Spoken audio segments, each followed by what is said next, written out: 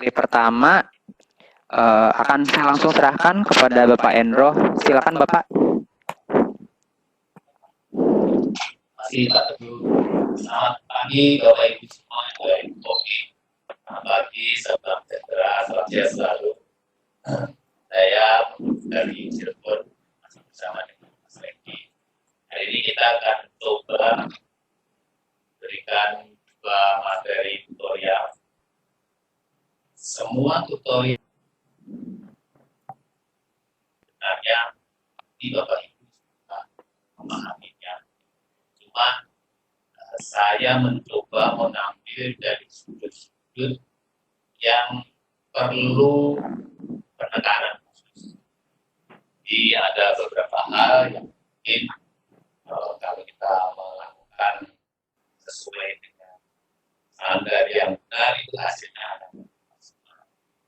Jadi kalau dari sisi materi dan dari sisi pengetahuan masih rendah, Bapak Ibu memahami semua. Kita mencoba beberapa titik-titik penekanan. Ketika kita melakukan hal-hal yang sederhana pun ada beberapa hal yang perlu menjadi perhatian khusus agar hasilnya maksimal. Kembali kami review sedikit bahwa semua yang kita lakukan ini adalah dalam rangka memahami dan mengerti secara mendalam mengenai arti bersih. Arti bersih yang sudah disaringkan waktu teman-teman pertama itu.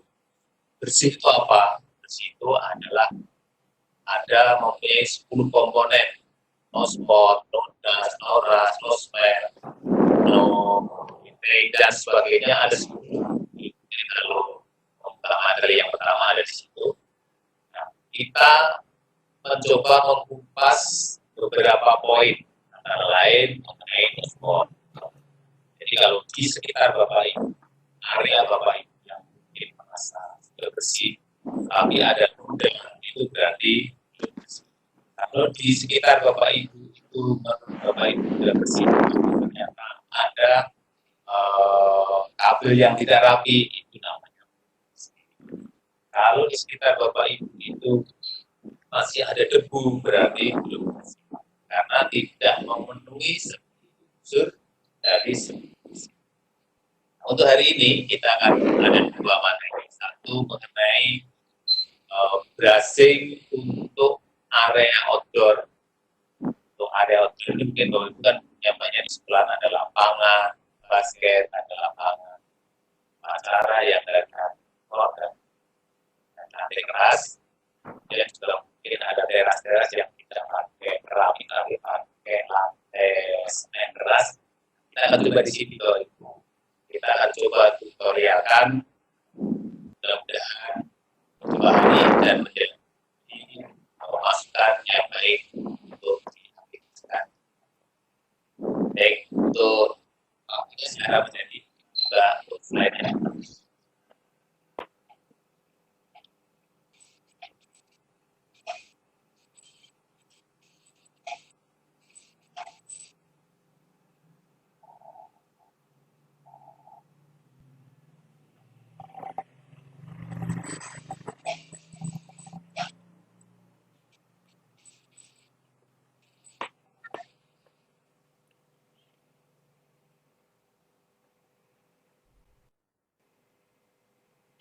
Nah, Bapak Ibu,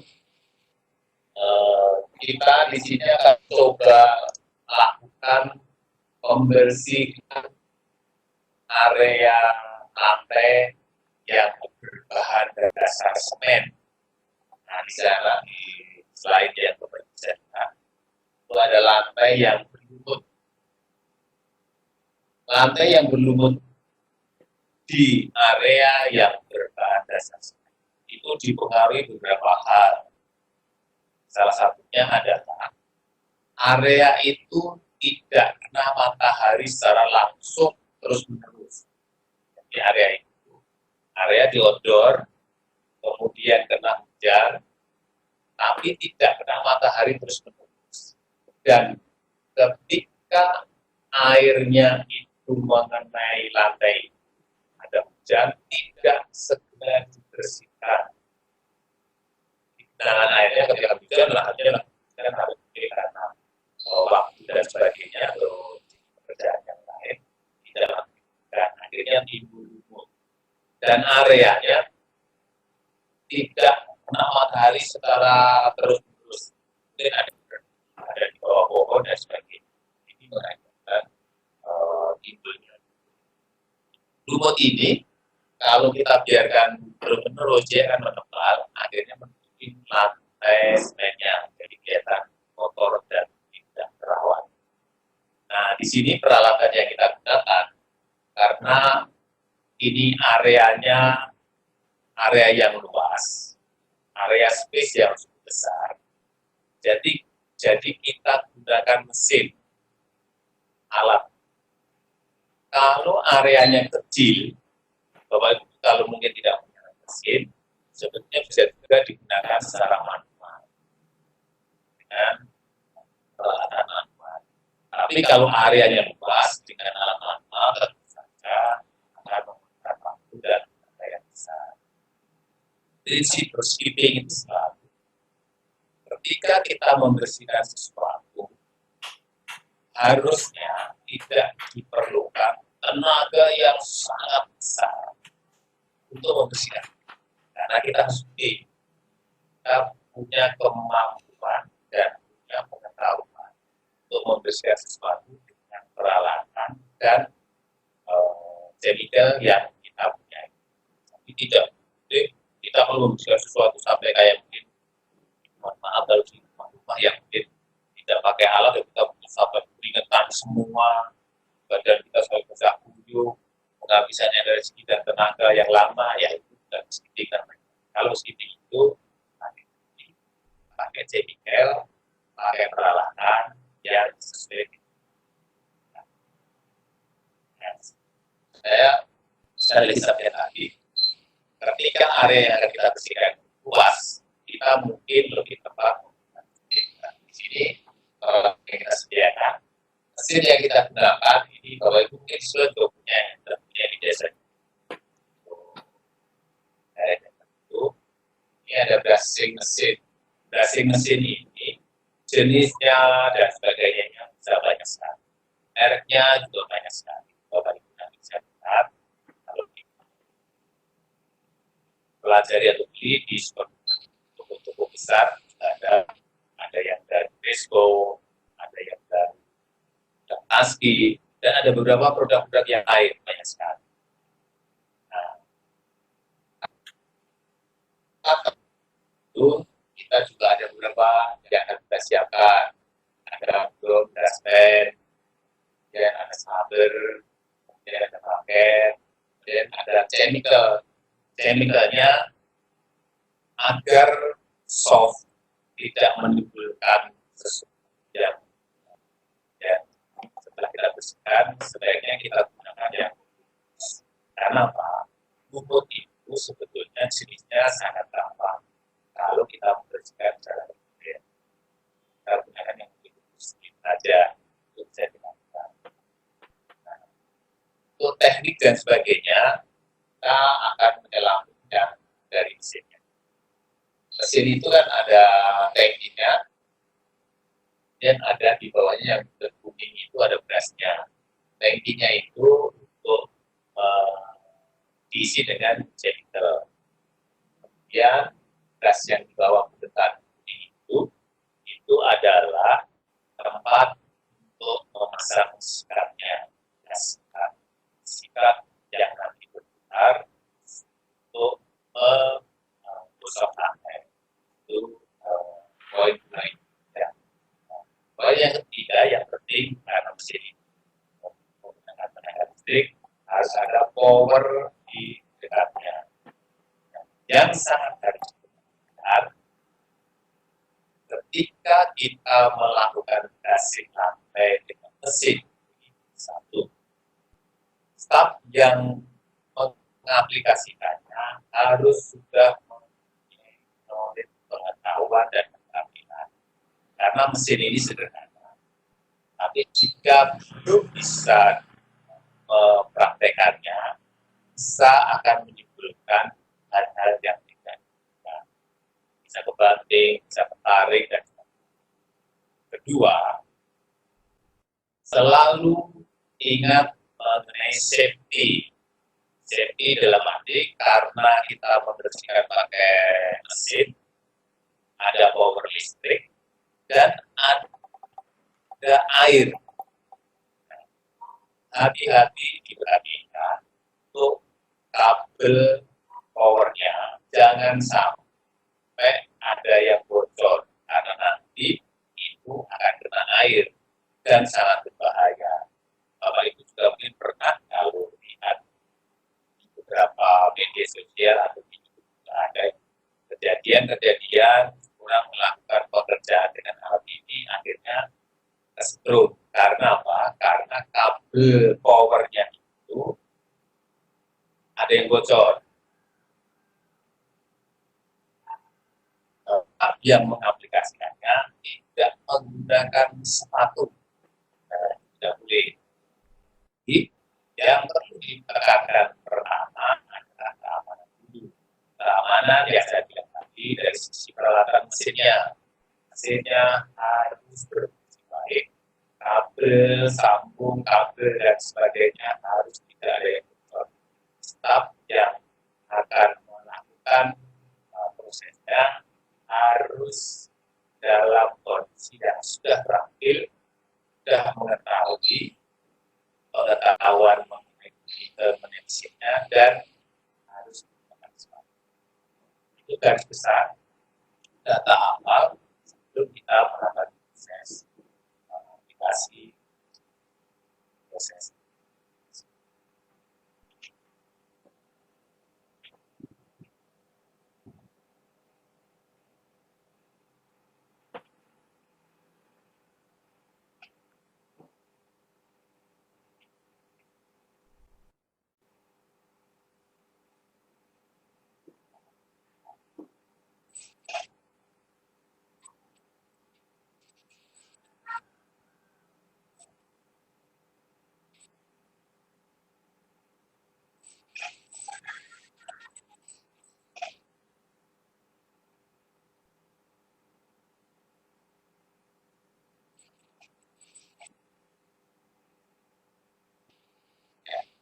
Bapak Ibu, untuk takaran ukuran chemical itu ada di petunjuknya. Jadi masing-masing mesin itu ada, tapi kalau di rata-rata 1/3. Jadi 1 chemical dengan banding 3 air bersih. Itu rata-rata begitu. Tapi ada beberapa mungkin yang tidak melihat petunjuknya, karena masing-masing chemical ada bedanya, walaupun biasanya itu 1/3.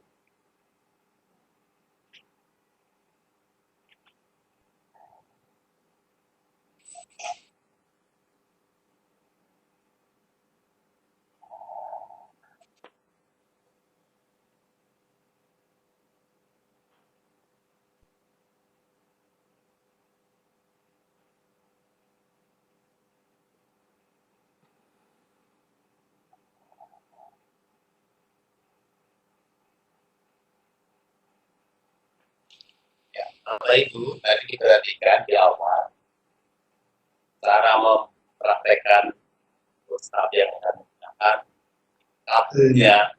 Itu tadi yang poin, kabel powernya itu ditaruh di bahu, taruh di pedang. Kenapa begitu? Kalau dia ditaruh di lantai, posisi mesinnya kalau berjalan, kemudian posisi mesinnya kan bergeser dari kiri ke kanan, itu bisa kemungkinan kabelnya itu akan kena sekatnya, yang menyebabkan terjadi daya. Makanya kabelnya kita taruh di bahu atau di daya tadi ya, untuk aplikasi. Tujuannya adalah agar kabel itu nanti tidak mengenai mesin gas ketika kita posisikan mesin kita hidupkan.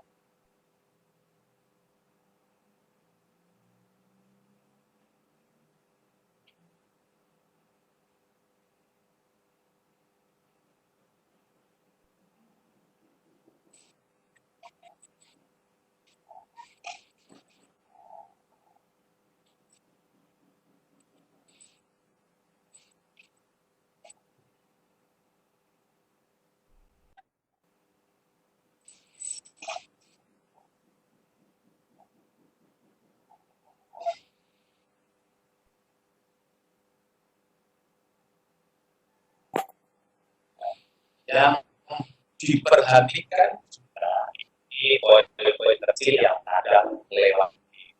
Nah, jadi ya, setelah selesai kita melakukan proses brushing, jadi dan pembersihan kembali semua peralatan. Tadi kabelnya kita ya tidak ada air yang tidak, mesinnya kita brushing, akan cipratan air juga akan kita kena mesin, biar ketika mesin dan peralatan itu dalam kondisi yang baik.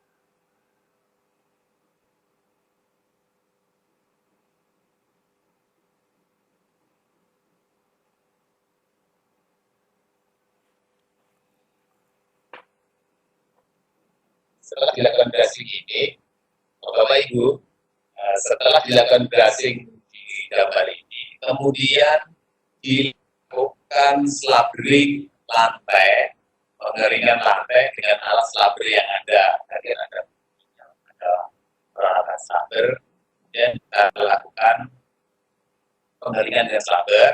Setelah itu kita siram dengan air, dan selanjutnya kita slabber yang terakhir biar jadi nempel dan sudah selesai. Jadi cuma di video ini nggak kebaca, tapi dari proses setelah kita lakukan brushing, kemudian kita keringkan, kita tarik jernihnya itu dengan alat slabber yang ada, kemudian setelah itu kita bilas dengan air untuk memastikan bahwa jernihnya tidak nempel, kemudian kita tarik kembali dengan slabber.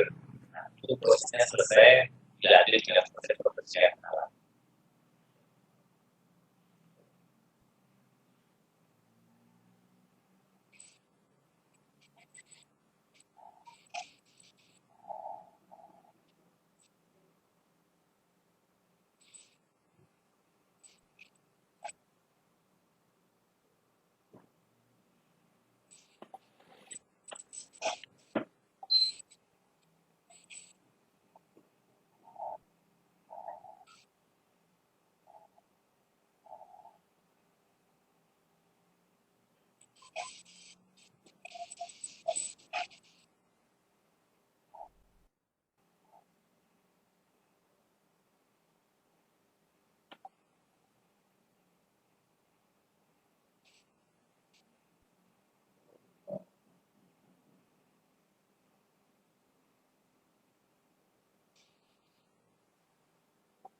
Baik Pak Teguh, itu materi kita yang pertama. Oke, kalau ada pertanyaan silahkan Pak Teguh.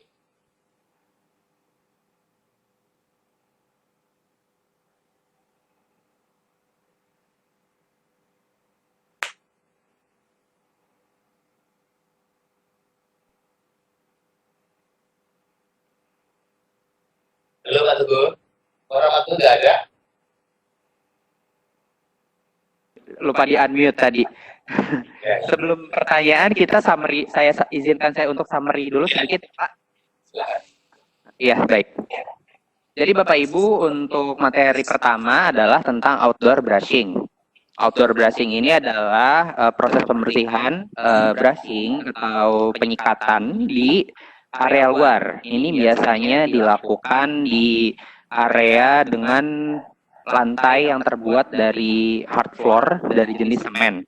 Seperti bisa contohnya ada di lapangan basket atau lapangan upacara atau bisa juga di teras yang lantainya tuh dari semen. Adapun bahan-bahan yang dibutuhkan di alat-alat yang diperlukan dalam pembersihan outdoor brushing ini, pertama adalah broom atau sapu, lalu dustpan atau pengki, ya. Lalu ada slubber atau kita kenal juga dengan floor squeegee atau dibilang tarikan air. Lalu ada juga bucket yang ember ya Bapak Ibu, juga ada brushing mesinnya, mesin brushingnya. Area lantai ini biasanya daerah-daerahnya yang terkena banyakkan kotoran itu dalam jenis adalah lumut. Ya Bapak Ibu, mereka lantainya itu berlumut dikarenakan tidak kena matahari secara terus-menerus. Jadi ketika hujan itu airnya tidak langsung dibersihkan, maka lumutnya akan menebal. Ya Bapak Ibu. Nah, area-area ini yang digunakan mesin pembersihannya itu adalah area-area yang luas. Area-area yang luas seperti lapangan itu pembersihannya menggunakan mesin. Sementara jika area-areanya kecil cukup menggunakan alat manual. Ya. Chemical yang digunakan dalam pembersihan adalah MPC, multipurpose cleaner, yang cocok dengan areanya, dengan area lantainya, dan tentu jelas harus ada power atau listrik ketika brushing karena kita menggunakan mesin, jadi harus memiliki listrik, Bapak Ibu. Nah, karena dalam pembersihan ini menggunakan listrik, setiap staf itu yang ditugaskan untuk melakukan pembersihan diwajibkan untuk memiliki pengetahuan dan keterampilan dalam menggunakan mesin ini, karena harus selalu ingat dengan safety-nya, karena ini ada air, ada listrik, jangan pernah lupakan alat pelindung dirinya, wajib menggunakan sepatu boots agar tidak terjadi kejadian yang tidak diinginkan. Ya, untuk langkah-langkahnya itu pertama adalah melakukan sweeping area. Sebelum area yang ingin dibersihkan, disapu dulu, dilanjutkan dengan meletakkan air di mesin dengan perbandingan 3:1. Lalu sebelum digunakan mesinnya, itu harus diperhatikan bahwa areanya harus terlebih dahulu dibasahi. Dan saat pembersihannya, untuk keamanan, letakkan kabel mesin itu di atas bahu, karena jika kita letakkannya tidak di atas bahu, di lantai, itu lantainya, kabelnya nanti bisa terketarik, Bapak Ibu, ketarik oleh mesinnya, oleh sikatnya. Setelah semua area tersikat, kena brush, itu jangan lupa dikeringkan dulu, sisa chemicalnya ditarik dengan sapu air, lalu dibilas lagi dengan air bersih, dan terakhir dislabber lagi. Nah, sebelum disimpan, silakan jangan lupa untuk membersihkan peralatannya sebelum disimpan. Hilangkan sisa-sisa air, sisa-sisa chemical yang menempel. Kurang lebih seperti itu Bapak Ibu summary-nya. Bapak Ibu yang memiliki pertanyaan dipersilakan langsung untuk mengetik pertanyaan di kolom chat ya. Saya akan mengambil beberapa pertanyaan.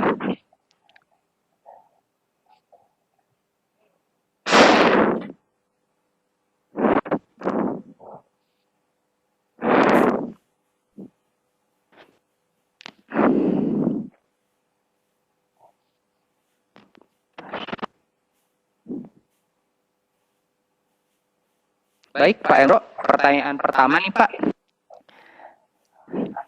Oke, Pak.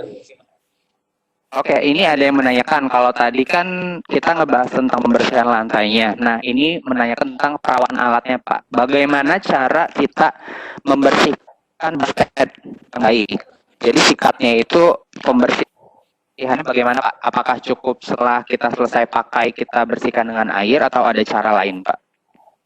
Ya, masih Pak. Jadi proses terakhir tadi ini masih bisa sedikit yang paling terakhir. Kita lihat sebentar ya di kelasnya di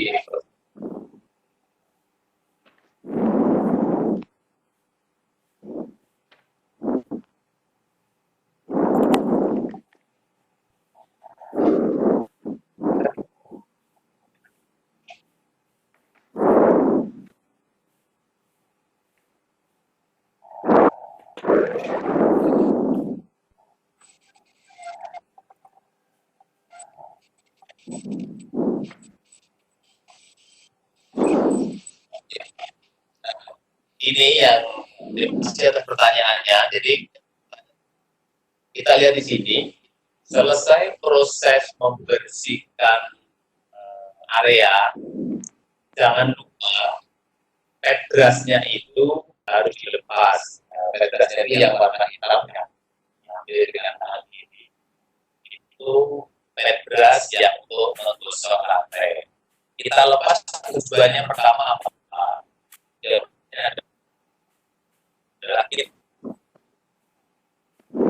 bersihkan agar chemicalnya tidak menempel. Membersihkannya air, kita ambil dengan air, kita bersihkan, kemudian benda-benda yang mungkin di sela-sela sikatnya bisa kita bersihkan dengan pakai sikat. Kedua, pad brush itu tidak kita menyimpan alam itu, karena itu nanti kita simpan di gudang atau di mana saja, itu posisinya akan berdiri seperti ketika proses mau mengerjakan lantai tadi. Ketika berdiri, posisi beratnya ada di bawah, dia akan tertekan terus-menerus dengan beratnya mesin. Sehingga apa? Sehingga pad nanti akan menjadi rusak karena beban mesin yang terus jadi akan menjadi tidak rata lagi. Di sini kita tunjukkan pad brush-nya harus dilepas setiap selesai kita melakukan proses pekerjaan. Pad brush-nya dilepas, kemudian kita bersihkan cukup dengan air, disiram dengan air. Kalau ada selang kita semprot dengan selang agar sisanya tidak hilang. Kemudian kalau ada kotoran, mungkin ada yang tidak bisa disiram, kita bersihkan dengan air. Itu siapa? Baik, Pak. Jadi Bapak Ibu untuk pembersihan pad brush-nya ini balik lagi harus maintain setiap selesai pembersihan ini harus dilepas Bapak Ibu dari mesinnya. Jangan pernah pad brush-nya itu posisinya menempel di mesin karena jika selalu ditempel di mesin saat penyimpanan dengan posisi berdiri itu jadi sikatnya itu akan ditekan atau kena tekanan dari mesinnya yang kita simpan. Jadi harus dilepas dan disimpan tersendiri. Jangan lupa setiap selesai pemakaian, pembersihan, gunakanlah air untuk membersihkan dan juga boleh disikat di antara sela-sela si sikatnya tersebut. Seperti itu, Bapak Ibu. Baik. Pak Endro masih ada pertanyaan tentang sikat, Pak? Brushing pad ini ada kalau kita lihat kan ada beberapa jenis warna ya Pak. Ada yang warna merah, warna hitam, warna putih. Itu apakah memiliki fungsi-fungsi yang berbeda Pak? Baik. Jadi untuk brush-nya ini digunakan untuk area keras yang dari semen, karton. Ada beberapa jenis yang tadi Bapak Ibu sampaikan itu untuk pad ya, jadi harus dibedakan antara brush sama pad. Kalau brush sikat itu memang ada beberapa warna dan sebenarnya sama, tergantung tekstur dan lembutnya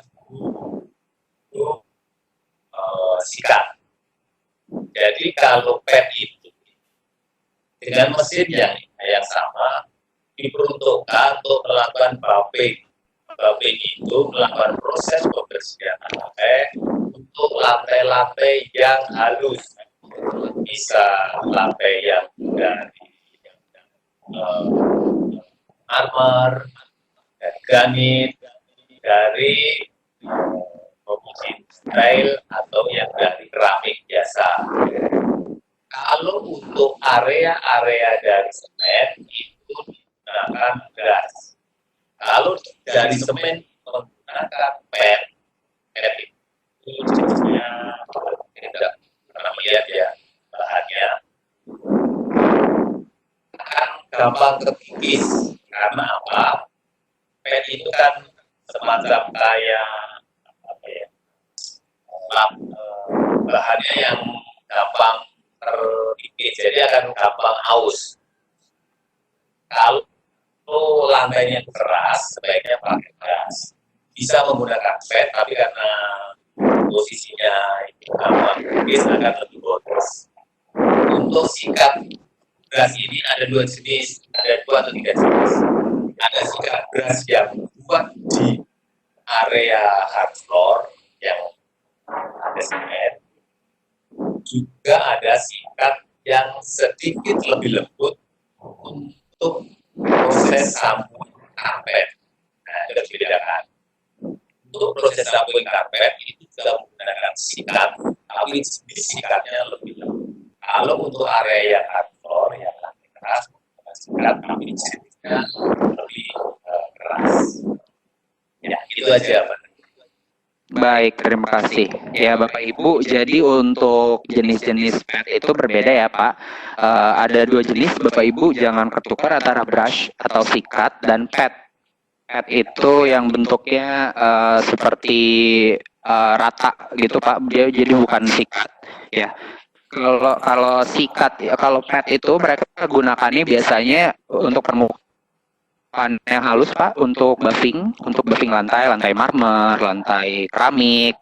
Jadi itu agar tidak bisa kalau digunakan untuk lantai keras karena nanti petnya itu akan sobek.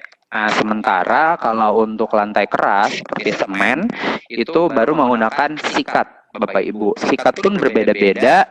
Ada yang bahannya lebih keras itu untuk lantai semen tadi. Kalau secara pengalaman saya itu biasanya warnanya hitam, Bapak Ibu. Ada juga yang satu level di bawahnya yang lebih lembut, itu biasanya warnanya merah, Bapak Ibu, warna sikatnya. Sama, hanya beda jadi kalau misalkan kita mau yang pembersihan yang lebih keras itu menggunakan yang hitam. Sementara yang seperti biasa itu menggunakan yang merah, itu ada. Nah, kalau untuk shampooing yang lebih sikat yang lebih lembut itu digunakan warna putih biasanya, Bapak Ibu. Kadang putih, kadang ada juga dia berlapis gitu hitam putih. Itu digunakan untuk pembersihan karpet, Bapak Ibu, dia lebih lembut gitu. Baik. Satu pertanyaan terakhir ya, Pak, karena waktu kita udah lewat 30 menit untuk ini. Satu pertanyaan terakhir lagi saja. Sorry.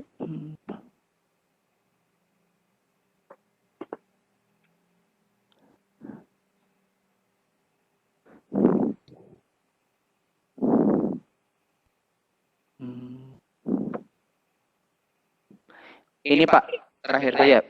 Sebenarnya ini menanyakan tentang berapa bulan sekali atau mungkin lebih ke periodenya. Berapa lama kita sebaiknya melakukan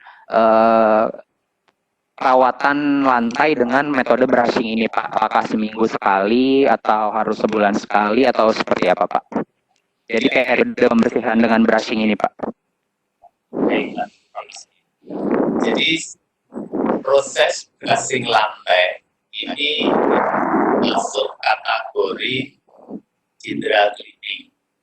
Jadi pembersihan ini ada 2, yang reguler sama yang general cleaning. Kalau reguler itu dilakukan pada ini. Kalau general cleaning itu bisa periodik, per semester. Nah, general cleaning ini untuk area luar itu bisa dilakukan dengan melihat kondisional. Karena tujuan pembersihan lantai tadi adalah membersihkan rumput, otomatis ketika di musim hujan pasti itu harus lebih sering dilakukan dibanding musim kemarau.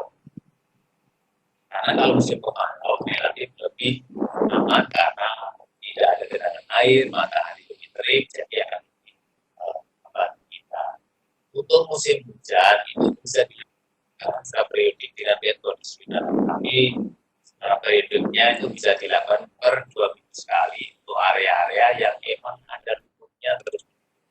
Nah, yang saya sampaikan kan timbulnya lumut itu karena ada genangan air tidak segera dibersihkan dan di atasnya ada daun yang menghalangi. Seandainya itu diperkenalkan dan diberikan dari estetika, setelah kita lakukan pembersihan atau sebelum melakukan pembersihan, daun yang menghalangi matahari itu bisa dipotong agar mataharinya bisa mengenai lantai. Tetapi karena mungkin karena estetika bagian dari tanaman yang penghijauannya tidak potong, ya itu kita lakukan secara reguler. Itu Pak. Baik, ya Bapak Ibu. Jadi itu tadi untuk proses brushing ini adalah dia konsepnya adalah general cleaning atau pembersihan bukan yang regular ya Bapak Ibu.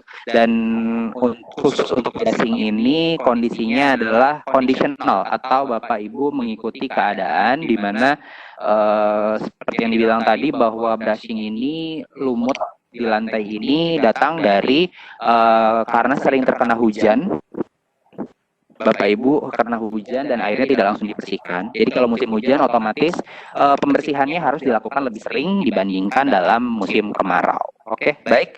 Bapak Ibu mohon maaf untuk sesi pertama ini saya tutup dulu. Mohon maaf jika ada pertanyaan yang belum terjawab. Kita bisa lanjut saja Pak Hendro, silakan ke pembersihan materi yang kedua. Itu pembersihan untuk toilet bowl ya Pak. Baik, terima kasih. Silakan. Baik. Itu kita sampaikan tutorial kedua untuk pembersihan toilet bowl.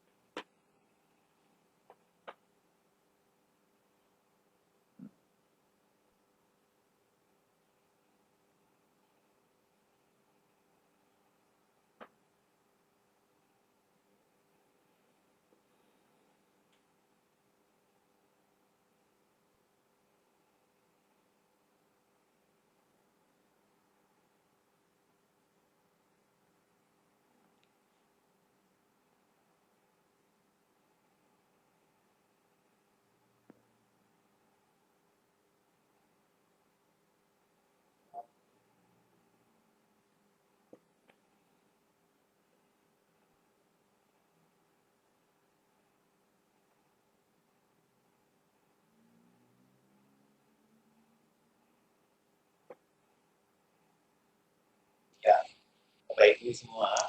Jadi materi yang kedua ini sebetulnya bagian materi yang sangat sederhana.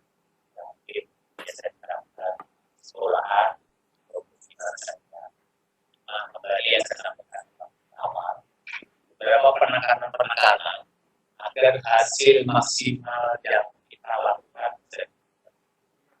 Kalau mungkin kita membersihkan di area rumah anak-anak itu membersihkannya hanya di belakangnya saja.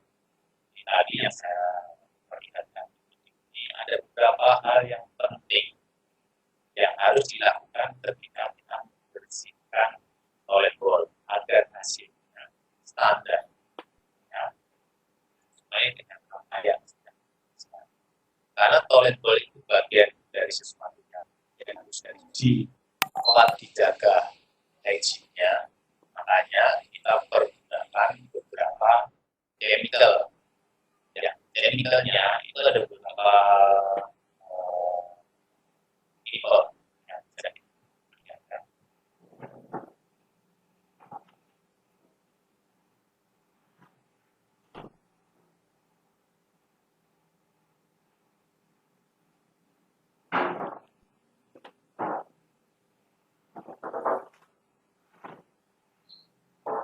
Ya, Bapak Ibu bisa lihat kartu yang ada, yang lain biasa, yang ada berapa yang kita sampaikan.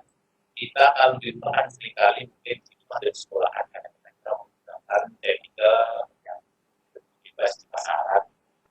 Kalau ikut mereknya kita melihat dari sini ada Indian, ada Pixel, ada apa dan sebagainya. Banyak sekali chemical motor.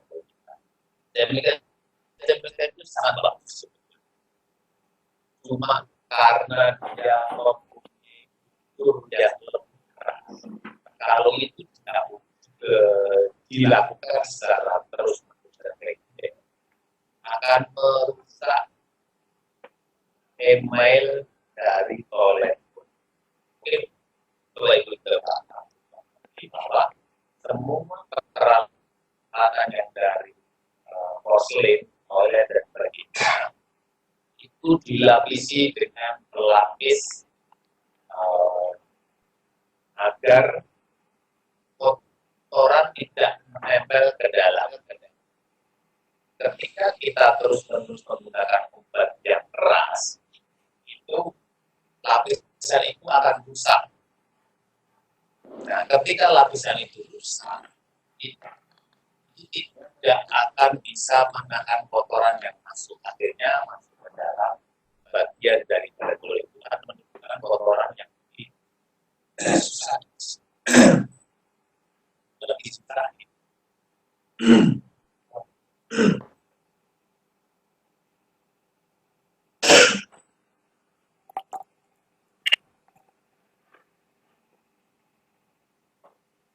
MDC.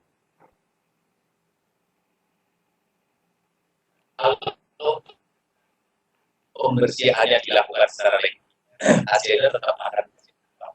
Tapi kalau tidak dilakukan secara reguler, memang bisa. Nah, akhirnya perlu chemical yang lebih keras, yang contohnya saya sampaikan tadi.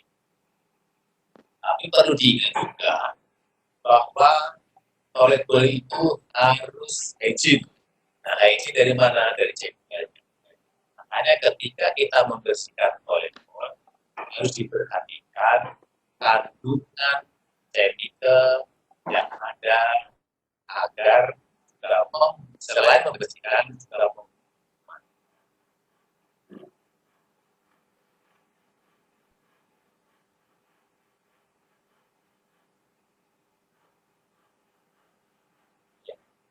selalu yang perlu ditekankan kepada staff kita, setiap langkah awal ketika membersihkan toilet bowl adalah satu, taruh tangan wajib. Kedua, memplasing toilet bowl itu nomor satu, nomor dua awal. Kita plasing dulu nomor satu.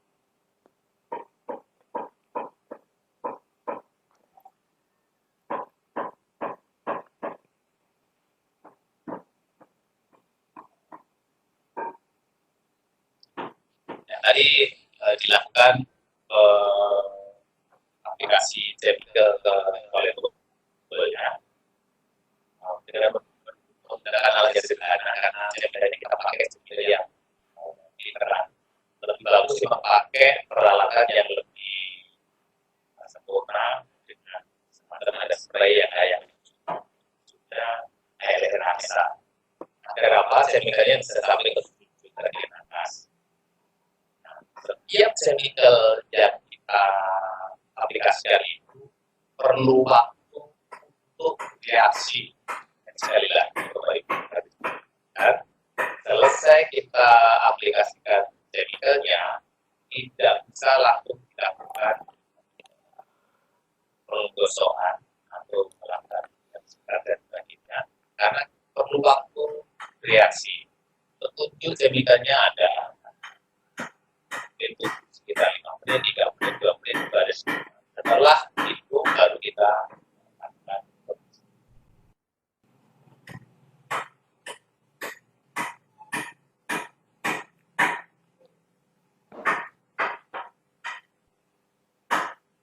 Yang perlu diingat di sini, jangan lupa volleyball itu bukan hanya di lubang airnya yang tetapi di lubang atas bisa keluarnya air itu juga. Kalau di dunia positif, ketika kita melakukan inspeksi volleyball, yang akan dilihat adalah bagian atas yang pertama. Jadi kita akan contoh lihat bagian atas apa, bagian atas yang mencapai luar, yang mencapai air di seputar lubang atas itu berkarat atau bersih. Itu harus disikat dan digosok. Karena kalau kita bersihkan lubangnya, tetapi atasnya kotor, itu bukan kita bersihkan bagian atas, lubang-lubang yang sekitar bersihkan, kita gosok baru ke bawah.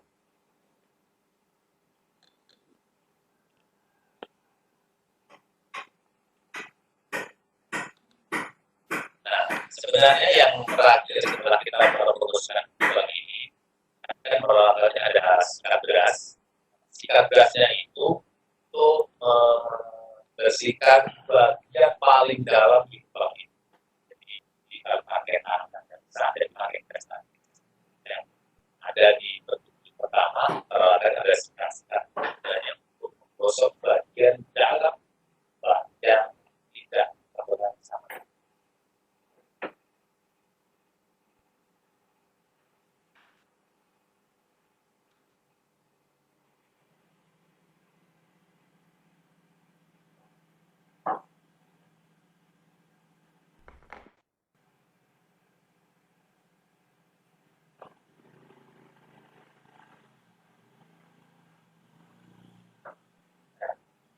Yang perlu diperhatikan juga, volleyball itu bersih kalau seluruh badan volleyball itu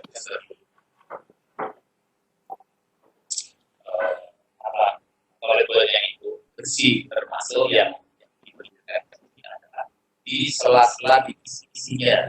Nah, kisi-kisi itu kalau disikat dengan tangan atau alat peralatan tidak bisa, maka dilakukan sikat kecil untuk membersihkan sekitar lubang-lubang itu. Kita juga bisa membersihkan volleyball ini dengan lebih sempurna dengan program jenderal technique. Dilakukan pengangkatan untuk volleyballnya. Jadi kita lepas bau di bawah.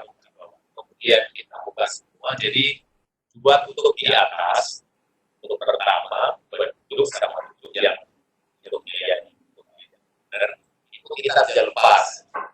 Jadi kita bersihkan seluruh bodi yang ada di bawahnya. Kita bersihkan ke tutup dan sebagainya. Kalau kita pasang kembali, kita pasang di bawahnya. Sangat simpel, semua orang bisa melakukan.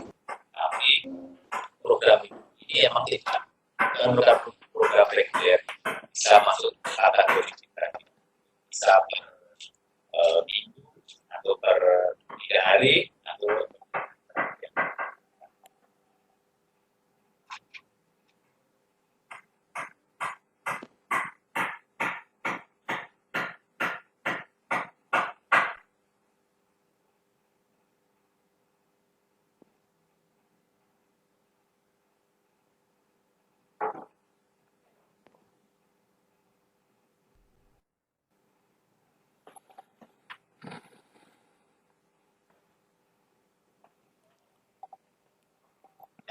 bisa lihat.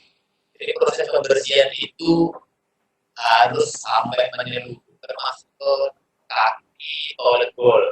Ya, kaki toilet bowl pun harus dibersihkan karena itu bagian dari yang penting karena menjadi sesuatu yang harus dilakukan karena kalau tidak dibersihkan, kalau ada kesini yang benar, nanti pengecekan audit teknis yang pertama itu ada kakinya di belakang di bawah tempat duduknya ini yang di bagian bawahnya juga cek bagaimana kondisinya pernah dibersihkan atau tidak. Kadang mungkin kita lupa dan tidak bersihkan bagian-bagian kita hanya bersihkan bagian bawah saja.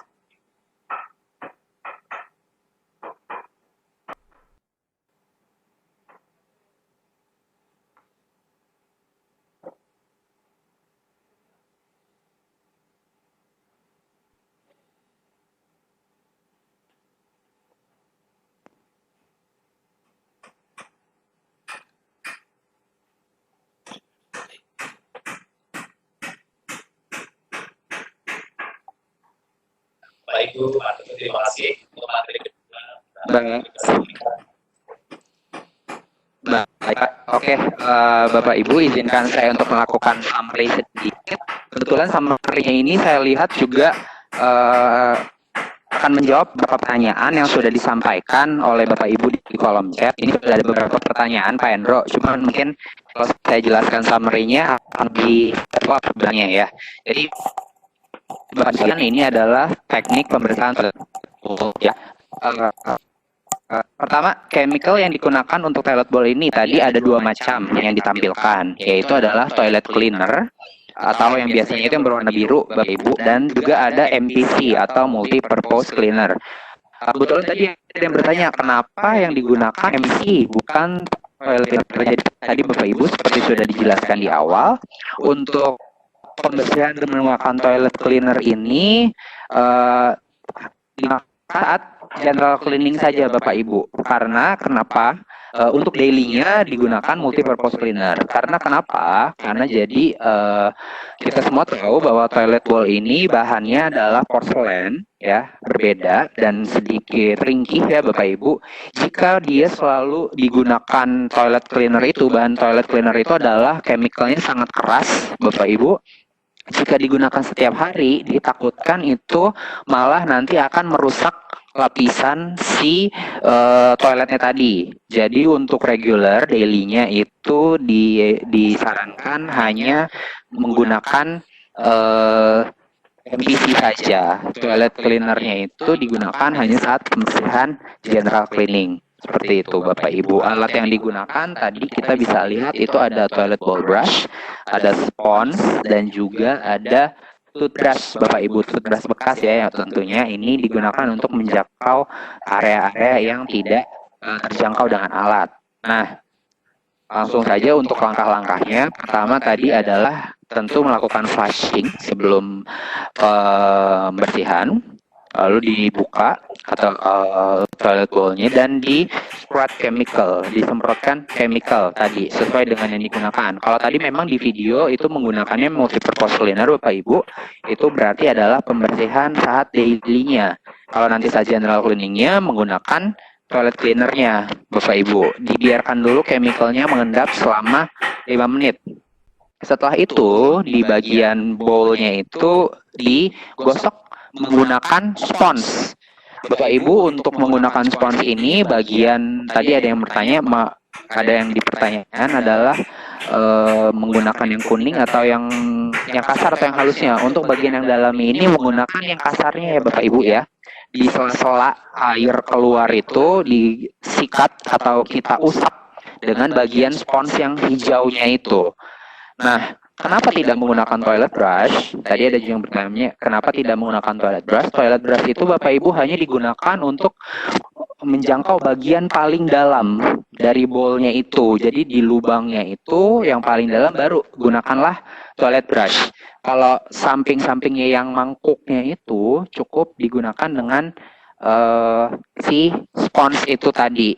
Bapak Ibu. Kalau dibilang tidak hygiene, mungkin jadi kita harus selalu menggunakan sarung tangan, ya Bapak Ibu. Jadi jangan sampai, jadi penggunaan sarung tangannya itu juga yang proper, bisa sampai lebih melewati pergelangan tangan, jadi si air dari toiletnya itu tidak masuk ke dalam. Nah, baru saat kita menggunakan pembersihan yang agak dalamnya, itu menggunakan toilet bowl brush, ya. Jadi setelah disikat dengan spons itu, kemudian di-flush lagi agar chemicalnya terbilas, dan lalu dibersihkan semua bagiannya dengan menggunakan itu tadi. Kalau bagian dalam tadi menggunakan spons yang warna hijau, nah bagian luarnya itu gunakanlah spons yang warna kuning, yang lembutnya, dan juga dilap dengan dilap dengan lap yang lembut, jangan menggunakan lap yang kasar ya Bapak Ibu, karena nanti akan merusak lapisan porselennya. Nah, dan untuk bagian-bagian yang tidak terjangkau, itu gunakan toothbrush atau sikat gigi, dan itu bisa dilakukan di saat pembersihan general cleaningnya, ya. Baik, Bapak Ibu, itulah summary-nya. Mungkin ada satu pertanyaannya Pak Endro ya, karena sudah jam 10 juga, jadi saya ambil satu pertanyaan lagi saja. Untuk ini Pak, tadi kan kita lihat bagian pembersihan bagian dalamnya. Nah, untuk luarnya itu, apakah cukup dilap saja, melakukan dam dusting, atau kita tetap harus melakukan itu semua bagian toiletnya itu dibasahin juga? Kan tadi Bapak bilang pembersihannya kalau bisa sampai ke kaki-kakinya juga, kaki toiletnya itu. Apakah itu dibasahi juga atau hanya cukup dilakukan dam dusting saja? Gitu Pak. Ya. Untuk bagian luarnya itu kalau sudah kita lakukan, sebetulnya bisa dilakukan yang bawah bagian bawah kaki dengan dam dusting. Kalau tidak pakai dam dusting, bisa dengan pakai MPC karena sifatnya soft, tidak merusak. Tapi kalau tidak reguler dilakukan, yaitu perlu pakai air ya. Tapi kalau reguler kita lakukan, itu bisa dengan dam dusting. Jadi kita menjadi respon dan dilap dengan pakai dusting yang itu. Oke, baik Pak Endro, itu tadi Bapak Ibu. Jadi kalau untuk bagian luarnya, balik lagi ke seberapa sering kita melakukan pembersihan. Jika kita sudah melakukan secara reguler, cukup dibilas menggunakan dam dusting dan chemical MPC saja, itu sudah cukup. Namun jika memang jarang pembersihan yang dilakukan, itu gunakanlah chemical itu tadi dengan air jelas. Ya, baik. Bapak Ibu sekalian, saya rasa karena waktu habis, saya sudahkan saja pertemuan kali ini. Mohon maaf jika ada yang masih belum terjawab pertanyaannya. Dan mohon maaf juga jika masih di beberapa tempat ada lakunya. Ini sudah mulai ada perbaikan dengan saya, bagaimana saya coba untuk mengulang apa yang disampaikan oleh Pak Endro. Saya rasa dapat kurang lebihnya dapat membantu Bapak Ibu yang tidak mendapatkan, tidak kurang jelas tadi saat penjelasan. Terima kasih Pak Endro atas waktunya hari ini. Lagi di hari Rabu ya Pak, materi-materi selanjutnya. Terima kasih juga kepada Bapak Ibu yang sudah menjalankan hari ini. Semoga apa yang kita dapat hari ini bermanfaat. Semoga kualitas pertemuan kita dari segi audio nanti di pertemuan selanjutnya juga akan lebih baik lagi. Baik, terima kasih. Demikian pertemuan kelima KKN 2020. Semoga dapat bermanfaat. Dan terima kasih. Sampai bertemu di Rabu. Wassalamualaikum warahmatullahi wabarakatuh.